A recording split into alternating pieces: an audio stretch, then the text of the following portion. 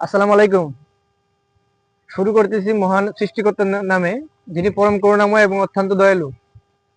আমি আজকে এই মুহূর্তে আছি হচ্ছে আপনার জাফলং এর ইন্ডিয়ার ডাউকি শহরের ঠিক অপোজিট পাশে, এটা জাফলং এর শেষ সীমান্ত।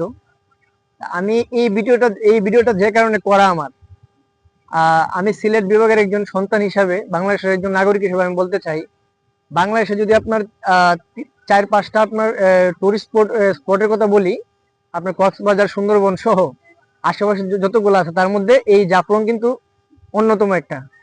তো আমি এই সিলেটের ছেলে হিসাবে আমি আমার যে জিনিসটা আমাকে সবচেয়ে বেশি হিট করে সেটা হচ্ছে এখানে যেভাবে টুরিস্ট আসার কথা, এবং কক্সবাজার এবং সুন্দরবন যেভাবে পরিচিত, এবং কক্সবাজার এবং সুন্দরবনে যেভাবে আপনার টুরিস্টরা মন প্রফুল্ল ভাবে তারা ওইখানে ভ্রমণ করে, ওইভাবে কিন্তু এই জাফলংয়ে কিন্তু ওইরকম আমরা দেখি না। তো এই জায়গা থেকে আমি মনে করি যারা কর্তৃপক্ষ আছেন এই জাফলং এর দিকে একটু দৃষ্টি দেওয়ার জন্য, এবং এটার আপনার টুরিস্ট স্পটে যাতে পাবলিক যাতে এখানে বেশি আসে, ওই মনোভাবটা ফুটে তোলার জন্য যে কাজগুলা করা দরকার সেই কাজগুলা করা, মানে সেই সেই সিস্টেম তৈরি করার জন্য আমি কর্তৃপক্ষের দৃষ্টি আকর্ষণ করছি।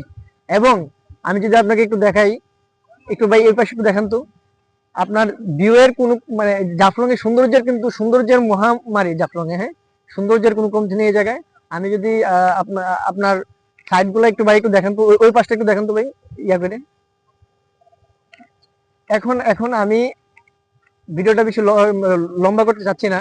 আমি এতটুকু বলতে চাই যে এদিকে তুই আমি এতটুকু বলতে চাই যে জাফলং এর জাফলং এর এই যে আপনার এই টুরিস্টের যে আপনার যে চাহিদা, এটা দিন দিন একটু কমে যাওয়ার কারণ, যে যে কারণগুলো রয়েছে এই কারণগুলো যাতে ভালোভাবে আহ কর্তৃপক্ষের দৃষ্টিতে যায়, সেই কারণে আমার আজকে ভিডিওটি করা। সবাই ভালো থাকবেন, সুস্থ থাকবেন। আসসালামু আলাইকুম।